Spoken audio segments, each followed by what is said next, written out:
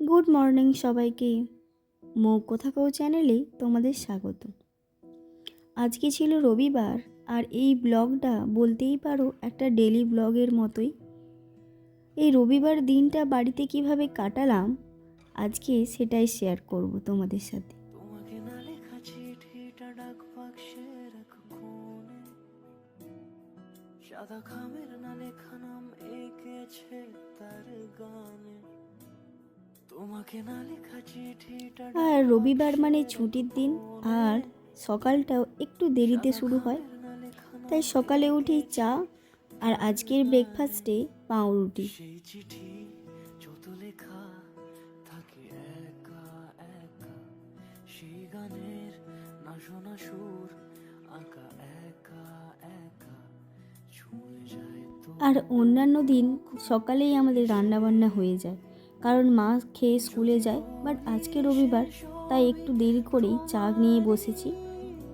আর রবিবার মানে সবাই একসাথে বসে আড্ডা মেরে চা খাওয়া।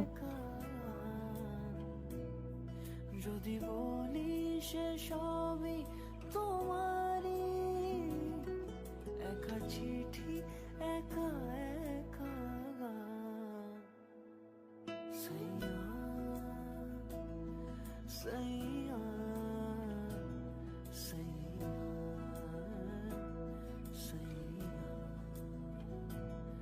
সাইয়া সাইয়া। শীত তো প্রচুর পড়েছে, তার সাথে সাথে আজকে বেশ ঝলমলে রোদ। তাই জানলা দরজা খুলে একটু ভালো করে আজকে পরিষ্কার করে নিচ্ছিলাম। একটু সময়ও পেয়েছি হাতে।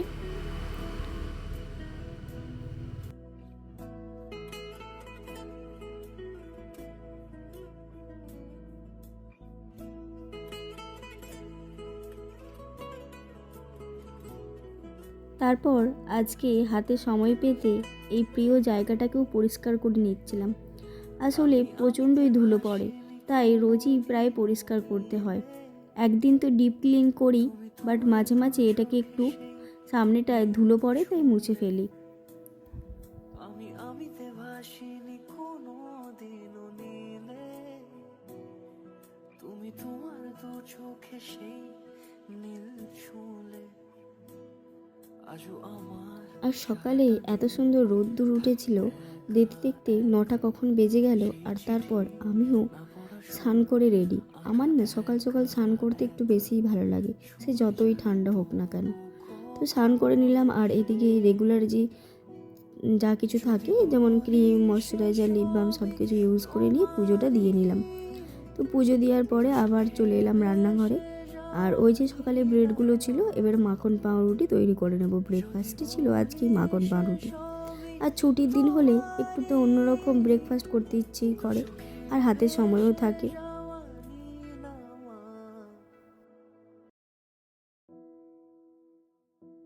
আর এখানে আমার ব্রেকফাস্টটা রেডি হয়ে গেছে। আমার আর ওরটা নিয়ে বসেছি এখানে দুজনে, আর বাবাকে দিয়ে এসেছি। শীতের দিনে বাবা রোদের উপর বসেছে। আর মায়েরটা পরে তৈরি করে দেবো, মা যখন বলবে। তো মা এখন কাজ করছিল, তাই মায়েরটা বাকি রেখেছি, আর আমরা এখানে খেতে বসেছি। আমার এক্সপ্রেশন দেখে বুঝতেই পারছো বেশ ভালো লাগছিল খেতে, আর অনেক দিন পর খাচ্ছিলাম। তো এটা খাওয়া দাওয়ার পরে আবার 1 কাপ করে চা খাওয়া হয়ে গেল আমাদের। এবার বসেছি দুপুরের রান্নার জন্য। এই যে ওলকপিটা হাতে দেখছো না, এটা আমাদের বাগানের। তোমাদের বলেওছিলাম, আর বাগানটা শেয়ারও করেছি। ওলকপিটা বেশ বড় হয়েছে, তাই তুলে এনেছিলাম আজকে। আর এখানে ডিম সিদ্ধও বসিয়েছি, প্রত্যেকে খাবো। আর এই যে বড়া ভাজাটা দেখছো পেঁয়াজ কলি দিয়ে, এই বড়া ভাজাটা আমি প্রথমবার নিজে হাতে করব। তো ভালো করে সব কিছু কেটে নিচ্ছিলাম। আর এর কারণে তো চিকেনের জোগাড়টা আগেই করে নিয়েছি। এবার আগে বড়াগুলো ভেজে নেব, তারপর ভাবছি চিকেনটা করব। সবই তোমারই, একা চিঠি একা একা। যদি বলি সে সবই তোমারই, একা চিঠি।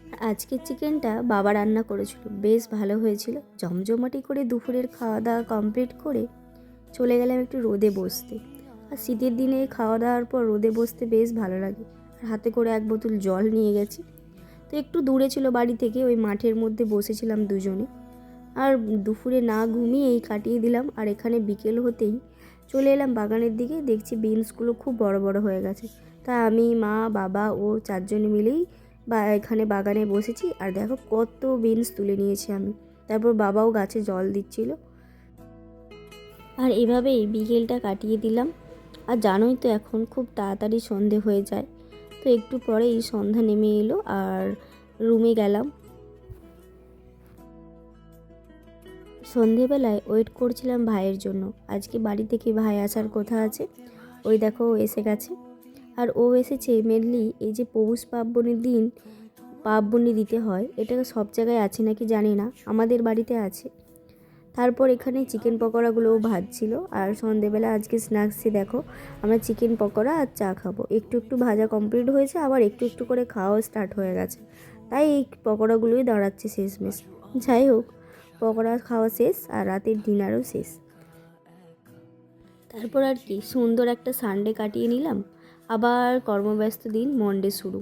আর এখানে আমি স্কিন কেয়ার করে নিচ্ছিলাম, যেটা রাতে আমি স্কিন কেয়ার হেয়ার কেয়ার করে থাকি। আর প্রত্যেকেরই সেটা করা উচিত। যাই হোক, এটাই করে নিচ্ছি। আর আজকে তোমাদের দিনটা শেয়ার করলাম, সেটা কেমন লাগলো অবশ্যই জানিও। আর তোমরা যদি বলো তাহলে আমি তোমাদের সাথে এরকম করে একটা দিন ব্লগ শেয়ার করতে পারি।